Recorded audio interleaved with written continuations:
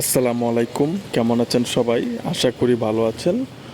তো আলহামদুলিল্লাহ আমিও ভালো আছি। তো আজকের আলোচনার মূল বিষয় হলো মালয়েশিয়া ভিসা কি খুলবে, মালয়েশিয়া ভিসা কি দিচ্ছে, বা মালয়েশিয়া যে মেডিকেল ভিসা সংক্রান্ত অনেকেই বলতেছে মেডিকেল ভিসা নাকি খোলা, সেই বিষয়ে আলোচনা করব। তো যারা যারা আমার চ্যানেলটি সাবস্ক্রাইব করেন নাই অবশ্যই সাবস্ক্রাইব করবেন।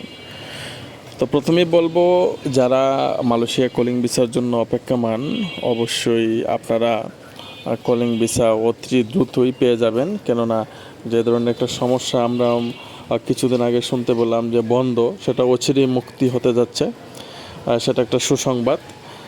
আর কিছু কিছু কোম্পানির কথা আমি বলেছিলাম, কিছু কিছু কোম্পানির কথা আমি অলরেডি আমার ভিডিওতে বলছি এবং ওই কোম্পানিগুলোর নাম অলরেডি দেওয়া আছে। তো সুতরাং ওই কোম্পানিগুলোতেও আপনারা ইচ্ছা করলে যোগাযোগ করে আপনারা ভিসার জন্য আবেদন করতে পারেন, যদি আপনার আত্মীয় স্বজন মালয়েশিয়া বা বিভিন্ন দেশে থাকে। তো যাদের আত্মীয় স্বজন নেই তারা এজেন্সির মাধ্যমে অবশ্যই করবেন। আর যদি কোনো এজেন্সি না পান অবশ্যই আপনারা আমাদের সাথে যোগাযোগ করতে পারেন। আর আমার ফেসবুক লিঙ্কও দেওয়া আছে, ওইখানে আমার অ্যাড্রেস, আমার ফোন নাম্বার দেওয়া আছে। যাই হোক, মূল প্রসঙ্গে চলে যাই। মূল প্রসঙ্গ বলতে আমি বলবো যে আপনারা যদি অন্তত মালয়েশিয়াতে কুয়ালালামপুরে কোনো ওয়ার্ক ভিসা নিয়ে যান, অবশ্যই যে বিষয়টি লক্ষ্য রাখবেন সেটা হলো আপনারা কনস্ট্রাকশন লাইনে প্রচুর ভিসা দিচ্ছে এবং কয়েকটি এজেন্সি অলরেডি তারা হয়তোবা রিকোয়ারমেন্ট পূরণ হয়ে গেছে। আপনারা কয়েকটা এজেন্সিতে অলরেডি কোম্পানিগুলা সার্কুলার দিয়ে দিছে, আপনারা ওই কোম্পানিগুলা সাথে যোগাযোগ করলে অবশ্যই আপনারা যেতে পারবেন। পাম অয়েলের বাগানে যেগুলো আছে, পাম বাগান, সেখানেও কয়েকটা পাম বাগানের কোম্পানির নাম আমি অলরেডি আপনাদেরকে গত ভিডিওতে বলে দিয়েছি, আপনারা ওইখানেও যোগাযোগ করতে পারেন। তো আমি মনে করি আপনারা যদি পাম বাগানে যান সেটাও খারাপ হবে না, কনস্ট্রাকশন লাইনে যদি যান সেটাও খারাপ হবে না। আর ওইখানে অনেক বেতন, মোটামুটি ভালো বেতন পাওয়া যায় আগের তুলনায়।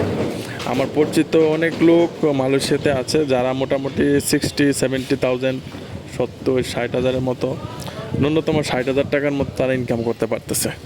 আর আপনারা জানেন যে মালয়েশিয়ার রিঙ্গিতের টাকার মূল্য কিন্তু অলরেডি অনেক বেড়ে গেছে। তো সেখানেও টেনশনের কিছু নাই, আপনারা যাওয়ার পরে মোটামুটি একটু হার্ড জব করলে অবশ্যই ইনকাম করতে পারবেন। আরেকটা বিষয় সেটা বলবো, সেটা হলো আপনারা যদি মালয়েশিয়াতে ট্যুরিস্ট ভিসায় অ্যাপ্লিকেশন করেন অবশ্যই আপনারা ভিসার রেশিওটা অনেক ভালো। ট্যুরিস্ট ভিসা আপনারা অ্যাপ্লিকেশন করলে অবশ্যই ভিসা পাবেন।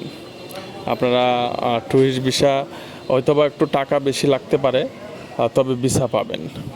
তবে আগে সাদা পাসপোর্টে মালয়েশিয়ার ট্যুরিস্ট ভিসা দিয়ে দিত, এখন বর্তমানে 3টা বা 2টা রাষ্ট্র ঘোরা কমপ্লিট হলে আপনাকে যদি তারা মনে করে যে আপনারা মালয়েশিয়াতে যে তারপর আবার ব্যাক করবেন, তাহলে অবশ্যই আপনাকে ভিসা দিবে। তো সেই ক্ষেত্রে আপনারা ন্যূনতম, ইন্ডিয়াতেও ভিসা বন্ধ আমরা জানি, আপনারা নেপাল বা থাইল্যান্ড একটা রাষ্ট্র ঘুরলেই হবে। থাইল্যান্ডে যাওয়ার পরে আপনি যদি অ্যাম্বাসিতে দাঁড়ান আপনার ভিসা হয়ে যাওয়ার সম্ভাবনা প্রায় 70% মালয়েশিয়ার ভিসা।